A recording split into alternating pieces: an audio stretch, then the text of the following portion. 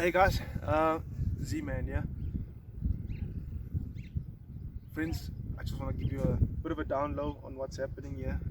Okay, so today we took delivery of a nice new machine, but I'm going to give you a bit of the scoop on both these machines. This is the little 45cc Stram.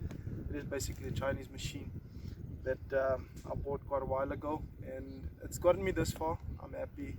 I don't have any complaints other than the amount of stretch on the smaller chains that we had to basically survive until now. We were getting a lot of stretch on these chains. I use a lot of old car oil.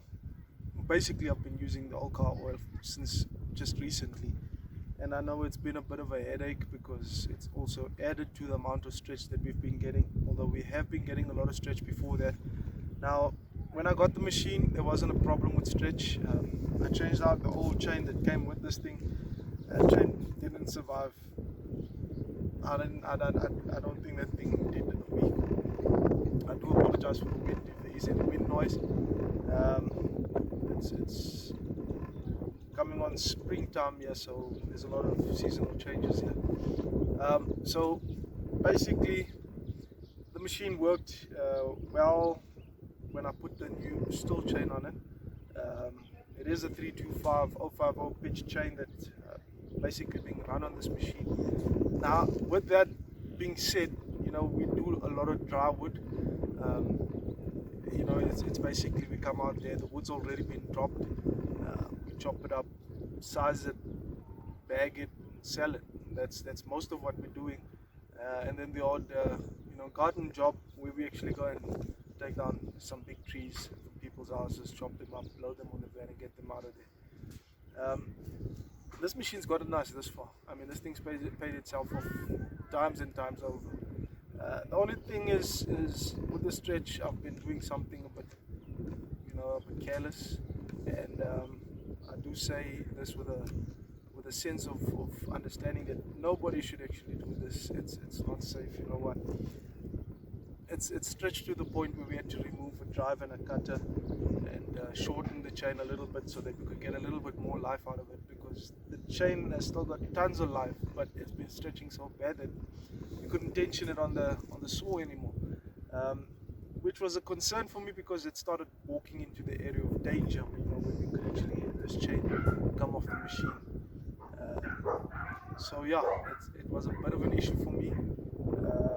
That's why I actually said to myself, you know what, we need to incorporate a bit of brains into our operation, and we took delivery on this just today. I'm going to do a bit of a startup. I did start this machine before this year. Anyway, the little scoop on this machine is this is a Husky. It's not a Husqvarna. They branded this Husky. I don't know.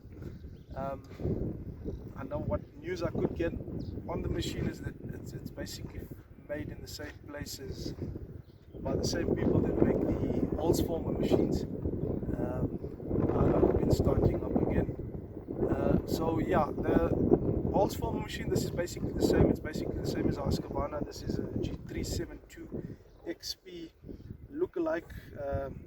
They've actually called it the Husky CS72T. It's a nice saw. I'm actually impressed with it. Look down this side here.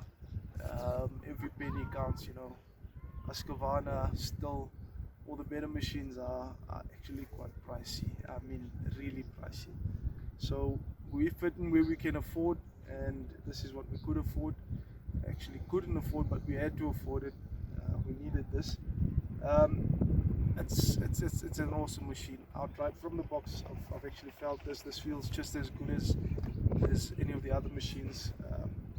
It's got one of these compression little nubs on it, decompression nubs. Nice machine all round. Nice little filter on it. It's got a muffler that's actually just the same as your Husqvarna mufflers. It's basically the same thing, same as holzfforma, same as Husqvarna. The only thing that I'm really impressed with is it came with an Oregon chain. It's one of the better chains in the Oregon line. I'm really impressed with it. I thought it's going to come with one of those cheap Chinese chains again, and we're going to have a problem with that as well. But I think I'm safe on that one. We can actually run that one for a while. I know they sharpen nice, they cut nice. Awesome chains. Um, so yeah, I'm impressed with the machine. The only downside of this here is that I know uh, the holzformers and some of the other better machines actually do come with Walbro carburetors. This one doesn't have a Walbro in it. It's got some Chinese branded carburetor. But it sounds nice. It's not set up yet. I do want to tweak a little bit on it. It is sputtering a little bit. Then it revs high, then it revs low. I think it's getting used to the fuel. I'd actually mix the fuel a bit rich. I mix this 30 to 1 just so the machine can break in for the next week or two while we're using it. A lot of what we're going to do in the future on the channel is modifying. You know, we're going to be doing a muffler on this one. We're going to do a port job on it in the near future as well. We're going to do a muffler and a port job on the old 45cc as well. We're going to stick that machine onto the smaller stuff it can handle. You know, that won't factor in a lot of stretch on the chains. I've been using still chains on that one and I'm happy. We don't have a supplier down this side that can supply an Oregon chain. This one actually came quite far with that Oregon chain on it. But yeah, so I'm happy with the still chains. I've got no complaints. They're awesome. They're awesome. It's just the type of work you give on the size of chain.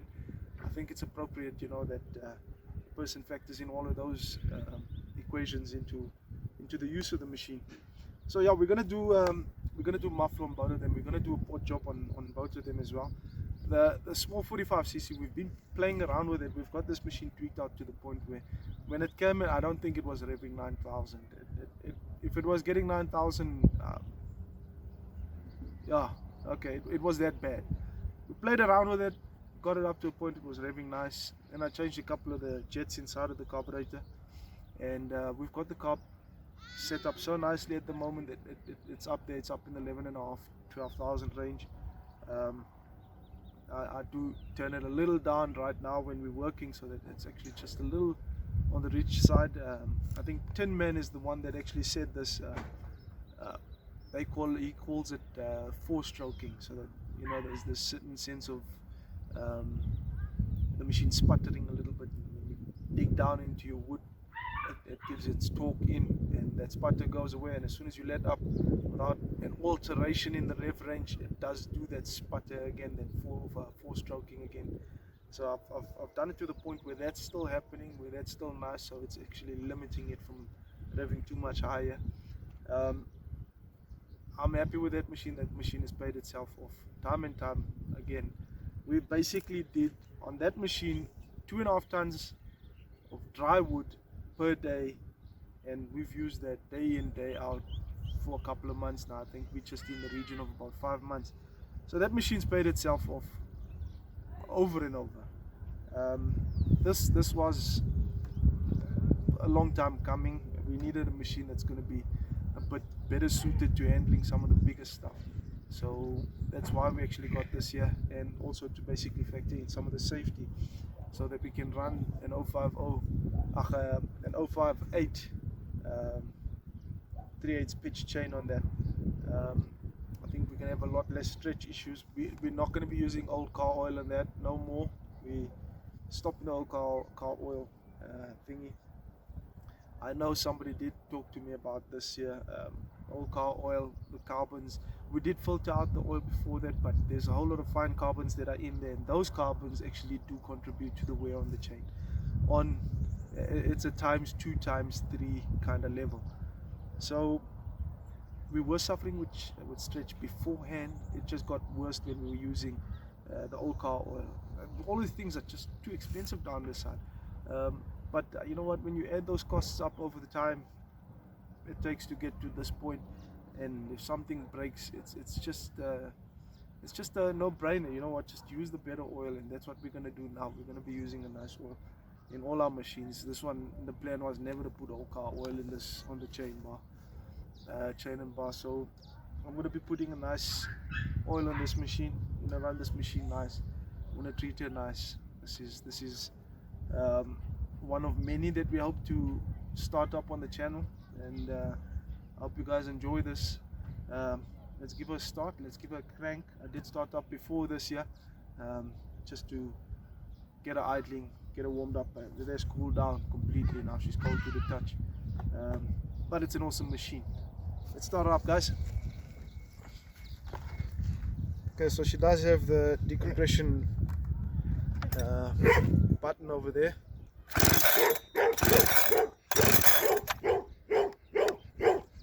I keep on forgetting this switch. I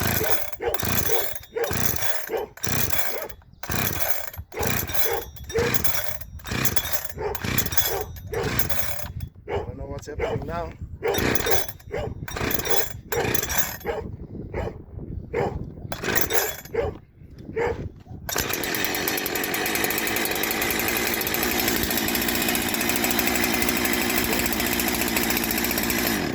I had the choke on too long there.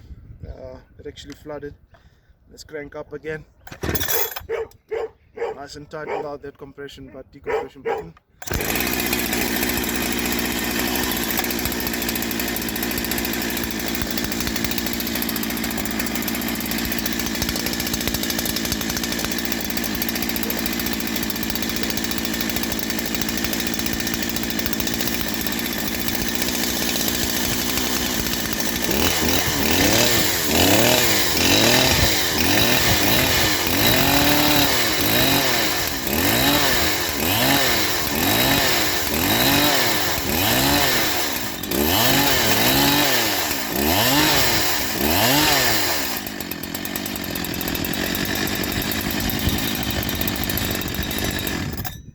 So yeah, you can hear she's not sounding as nice as she should sound. It's basically the settings out of the box. I'm gonna tweak around with it just now, and maybe do a follow-up video on that. But yeah, guys, that's basically it. Friends, do like this video, do subscribe to my channel. Every bit of support counts, you know. We are gonna be doing this channel for a lot of reasons, and one of them is basically to get a bit of exposure out there, but the other is basically just to take a bit of my friends out on the journey with me. And I hope you guys enjoy this.